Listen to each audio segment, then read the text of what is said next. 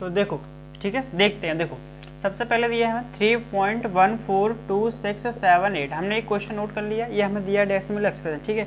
अच्छा एक बात बताओ, ये आपको डेसिमल एक्सप्रेशन दिया है, हमें पहले ये बताना है ये रेशनल नंबर है या नहीं है। रेशनल नंबर की पहचान होता है ऊपर वाला नीचे वाला क्या होना चाहिए, पी एंड क्यू नंबर, ठीक है। तो देखो हम सिंपल सा ये बात करते हैं कि ये यदि हमारा यदि नोमिनेटर और डिनोमिनेटर के बीच फॉर्म में आ जाए तो हम बोल देंगे ये रेशनल नंबर है। अच्छा एक बात आपको पता ही होगा कि हर नंबर के डिवाइड में 1 तो होता ही है, क्यों 1 से कोई फर्क पड़ने वाला नहीं। आपको बचपन से पता होगा कि हर नंबर के डिवीजन में 1 होता है, यानी 1 सबका डिवीजन होता है, 1 सबको डिवाइड कर सकता है। ये 1 के अंदर ताकत होती है, ठीक है। ये 1 की स्पेशल पावर होती है कि वो हर नंबर को डिवाइड कर सकता है। तो मैंने क्या किया, कंसीडर कर लिया कि 1 हमारे नीचे नंबर में डिविजन होगा। आपको पता होगा, आपने के बच्चे यानी 6, 7 या 5th क्लास में बचपन से पढ़ते आए होंगे कि हर नंबर के नीचे क्या होता है, हमेशा 1 होता है। या मान के चलते हैं क्यों होता है, मैं बता सकता हूँ, क्योंकि आप 1 का डिवाइड दोगे तो कोई फर्क पड़ेगा ही नहीं। जैसे आपके मान लो ये 3 है, 3 ठीक है, 3 के नीचे 1 मान सकते हैं हम। यदि 1 का डिवाइड 3 में देंगे तो 1 3 या 3, कोई फर्क ही नहीं पड़ेगा। इस पर कोई फर्क पड़ा आंसर पर, नो, ये सेम टू सेम वही आ गया। तो आप 3 को भी क्या ले सकते हो 3/1, ये दोनों ही बराबर होते हैं। तो हम ये मानते हैं कि हर नंबर के नीचे क्या होता है, हमेशा 1 होता ही है। तो इस नंबर के पीछे नीचे भी क्या है, हमेशा 1 रहेगा, ठीक है। ये बात हम कंसीडर करके चल रहे हैं कि इस नंबर के भी नीचे 1 होगा, ठीक है। अच्छा एक बात बताओ, यदि हमारा डेसिमल एक्सप्रेशन है, डेसिमल एक्सप्रेशन से हमें किस में लाना है, फ्रैक्शन फॉर्म में। एक बात वो कह रहा है ना कि हमसे वो जो रेशनल नंबर होते हैं, रेशनल नंबर मतलब होता है सिंपल सी बात फ्रैक्शन फॉर्म होता है, फ्रैक्शन फॉर्म, ठीक है। तो हमें जो फ्रैक्शन फॉर्म, अब फ्रैक्शन फॉर्म से हमें डेसिमल फॉर्म दिया हुआ है, डेसिमल, अब हमें डेसिमल से फ्रैक्शन में लाना है। तो हमें क्या करना है, मेन बात है ये पॉइंट हट जाए हमारा, तो हमारा जो पॉइंट है ये पॉइंट हट जाए तो हमारा डेसिमल खत्म हो जाएगा, और यही हमारा आंसर क्या होगा, यही हमारा एक्सप्रेशन होगा किसका, यही हमारा एक्सप्रेशन होगा फ्रैक्शन फॉर्म वाला, ठीक है। तो अब देखो फ्रैक्शन फॉर्म के लिए हमें सिंपल सी बात है कि इस पॉइंट को हटाना है। अब पॉइंट कैसे हटाएंगे, अच्छा एक बात बताओ, आपको ये तो पता होगा कि पॉइंट के ऐसे ये लिखा है, पॉइंट के बाद 0 कितने भी लगे हों उसका कोई मतलब तो होता नहीं है, ये आपको ही पता होगा क्या, कि पॉइंट के बाद यदि कोई 0 लगा हो, कितने भी 0 तो हमको उनको काउंट नहीं करते, ये हम उनको सिंपल सा यही मान के चलते हैं, क्योंकि पॉइंट के बाद 0 का मतलब खत्म हो जाता है। यानी हम पॉइंट के बाद यदि 0 को काउंट करें तो कोई मतलब नहीं है। तो हमें एक बार बताओ, हमें कितने पॉइंट, यदि ये पॉइंट चल के कहाँ आ जाए, यहाँ आ जाए, और यहाँ के बाद यदि 0 है तो हमें को फर्क पड़ेगा ही नहीं। यदि हमारा, मैं क्या कह रहा हूँ, ये वाला पॉइंट चलकर यहाँ आ जाए, कहाँ, यहाँ से ट्रांसफ़र हमारा यहाँ हो जाए और यहाँ हम 0 0 कंसिडर कर देंगे तो कोई फ़र्क पड़ेगा, आप बताओ मुझे, कोई फ़र्क पड़ेगा? सर बिल्कुल फ़र्क नहीं पड़ेगा, हमें सर कोई दिक्कत ही नहीं होगी। अच्छा एक बात बताओ, हमें पता है कि सर हमें सब पॉइंट को कितनी संख्या खिसकाना है, देखो काउंट करो 1 2 3 4 5 6 जो नंबर्स हैं हमें उनके बाद लगाना है पॉइंट को।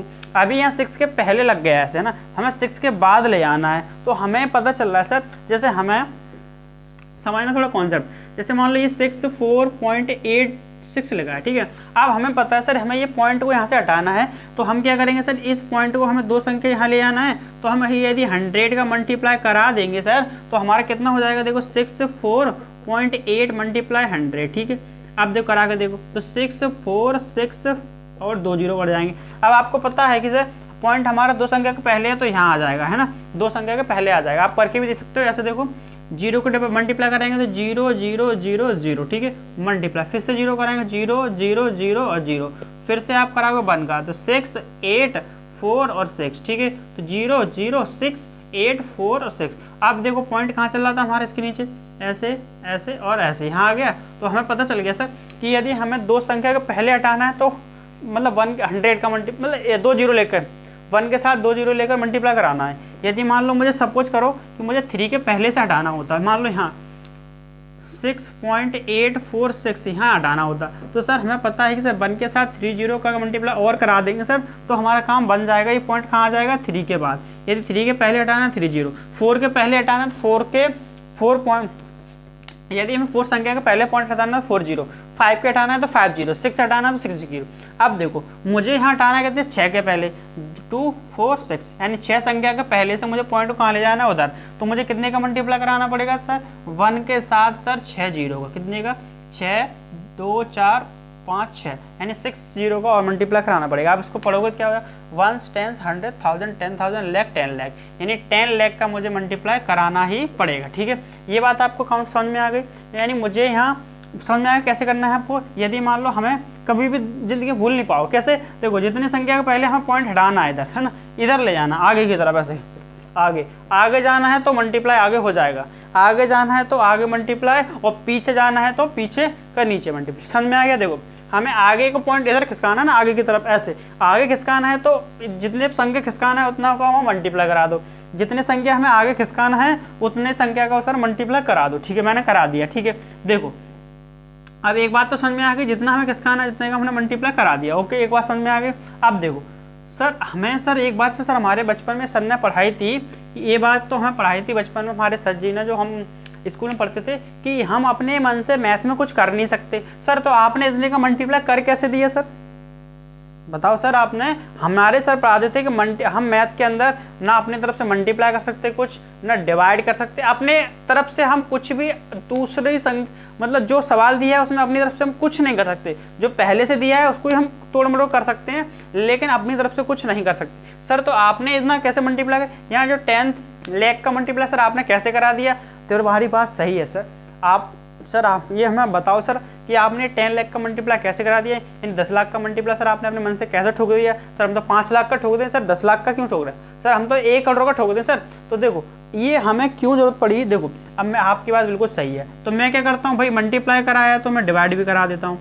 लो भैया क्या दिक्कत पड़ गई तुम्हें बताओ। लो हमने क्या किया, मल्टीप्लाई कराया था और हमने यहाँ डिवाइड भी करा ही दिया है। ठीक है, 2 4 6, ठीक है 2 4 6, ठीक है। देखो हमने यहाँ मल्टीप्लाई कराया, डिवाइड भी करा दिया। अब क्यों कराया, क्योंकि हमें पता ये मल्टीप्लाई कराया है तो इससे कट के कितना देगा 1, हमें पता है इससे पूरा कट ऐसे ये क्रॉस होके कितना देगा 1, तो हमने अपनी तरफ से कुछ किया ही नहीं। जैसे मान लो यहाँ 3y1 जैसे 3 है ना, यदि मैं 3 में 3y3 से मल्टीप्लाई करा तो कोई फर्क पड़ेगा नहीं सर, 3 से 3 कट जाएगा 1 हो जाएगा, तो बस तरीका हो जाएगा ना 3, तो कितना आंसर, फाइनल आंसर तो 3 आएगा ना, हमारा आंसर कितना आएगा 3। तो यही मैंने किया है कि ऊपर से मैंने 1000 का मल्टीप्लाई, नीचे से भी 1000 का, सॉरी 10,000 का ऊपर मल्टीप्लाई 10,000 का नीचे, क्योंकि पता है ये आपस में क्रॉस होकर क्या कर देंगे 1 दे देंगे। तो मैंने भाई अपनी तरफ से कुछ नहीं किया, क्योंकि मैंने मल्टीप्लाई भी कराया है तो उसका डिवाइड भी कराया, जिससे कि वो कैंसिल होकर हमें क्या दे देंगे 1 का मल्टीप्लाई कराओगे तो आंसर पर कोई फर्क नहीं पड़ने वाला। ठीक है, तो मैंने तो अपनी तरफ से कुछ नहीं किया। ये मैं कॉन्सेप्ट बता रहा हूँ, फिर मुझसे ट्रिक भी बताऊँगा। पहले कॉन्सेप्ट बता रहा हूँ फिर ट्रिक भी बताऊँगा। ठीक है, पहले देखो, अब देखो अब इसका मल्टीप्लाई इसमें कराएंगे हम ऊपर वाले में। ठीक है, तो 1.14267 मल्टीप्लाई 102, ठीक है, और ये 10 लाख का मल्टीप्लाई, और नीचे हम इसमें 1 का कराएंगे तो कोई फ़र्क पड़ने वाला है नहीं। ठीक है, इसमें कोई फ़र्क पड़ने वाला है नहीं। देखो सब मल्टीप्लाई करा दी। अब देखो मल्टीप्लाई कराने के बाद देखो आप इसका मल्टीप्लाई कराओगे तो हमारा जो हो जाएगा 13267.12345 यानी कि 6 पॉइंट के पहले इधर 0 आ जाएंगे। ठीक है, ये बात समझ में आ गई, क्योंकि मैंने आपको बताया था 1 का मल्टीप्लाई आप उसमें कराओगे तो फर्क बन नहीं आएगा, और ये यहाँ आ जाएगा, ये 6 0 हैं वो कहाँ जाएंगे, यहाँ के सक आएंगे। ठीक है, तो 6 0 हमारे यहाँ आ गए। ठीक है, अब इतना करने के बाद मैंने आपको अभी बताया था, और नीचे कितना चल रहा है 10,000, ठीक है, sorry 10 lakh, sorry my mistake, कितना चल रहा है 10 लाख। ठीक है, तो ये 10 लाख चल रहा है। अब आपको बिल्कुल क्लियर हो गया होगा, और अभी मैंने बताया था कि पॉइंट यानी डेसिमल के बाद 0 होते हैं उनको हम रिमूव कर देते हैं। ठीक है, तो कितना हो जाएगा 3.2678, और नीचे आ जाएगा हमारा 1.0000। ठीक है, तो देखो अब देखो ये क्या नंबर बन गया हमारा, देखो दिस इज क्या बन गया हमारा, ये पूरा बन गया हमारा रेशनल नंबर। क्या, रेशनल नंबर।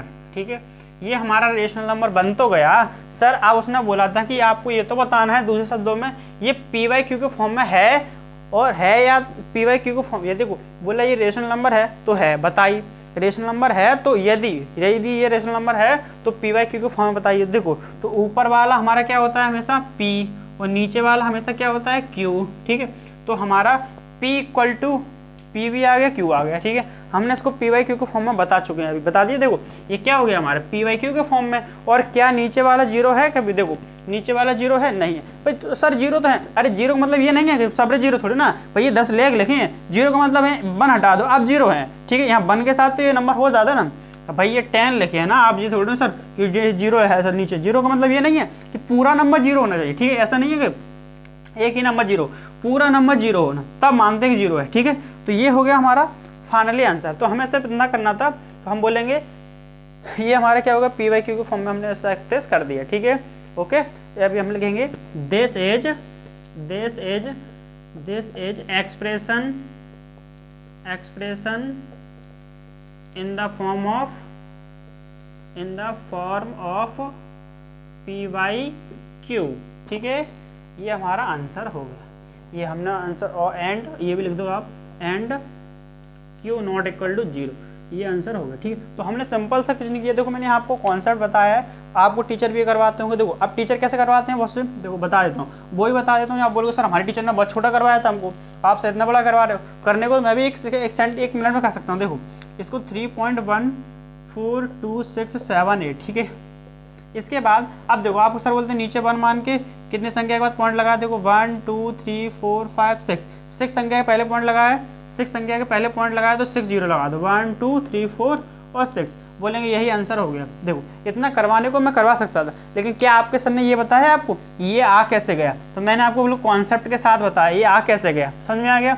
मैंने आपको बिल्कुल कॉन्सेप्ट के साथ बताया है कि ये कैसे आ गया, क्योंकि अपने मन से मैथ में कुछ कर नहीं सकते, तो मल्टीप्लाई ऊपर किया है तो डिवाइड भी किया है ना। तो उन्होंने क्या कर दिया, सीधा पॉइंट हटाने के लिए ये कर दिया, यही बताया होगा आपके सर ने कि सीधा आप क्या करो, याद करो, पॉइंट हटा के यहाँ नीचे ला दो। ये आप सीख लो, वो सही है, मान गलत नहीं है, लेकिन ये रियल कॉन्सेप्ट सीखना चाहिए।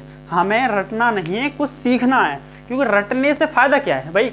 आप देखो, मान लो मैं आपको ऐसा पढ़ा रहा हूँ कि आप दूसरों को भी पढ़ा सकते हो। आप इतने परफेक्ट हो जाओगे कि आप कभी भी भविष्य में किसी को पढ़ाना चाहो तो पढ़ा सकते हो। क्योंकि बच्चे जब आपसे पूछेंगे सर आपने लिख कैसे दिया, सर हमारे टीचर ने बताया था सर कि अपने मन से मैथ में कुछ कर नहीं सकते सर, आप फिर क्या आंसर दोगे? अरे भाई ये फिर बोलोगे भाई हमने ऐसा पढ़ा है, हम भी ऐसे पढ़ा रहे हैं, तो बच्चा आपसे संतुष्ट नहीं होगा, है ना। बच्चा आपकी बात नहीं मान, वो कहेगा अरे यार ये सब तो वैसा ही है, कुछ वैसा ही है, कुछ ही बोल देता, हम मान थोड़ी ले, ऐसा थोड़ी ना होता है, कुछ मान ले। तो मैंने आपको कॉन्सेप्ट ही बताया, तो आप उसको पूरा ऐसे बता दोगे, बिल्कुल सर्टिफाई हो जाएगा भाई आपसे। तो यही मैंने इसलिए बताया था, करने को तो वो भी मैं ऐसे कर सकता हूँ, कोई दिक्कत नहीं है उसमें, ठीक है, समझ में आ गया।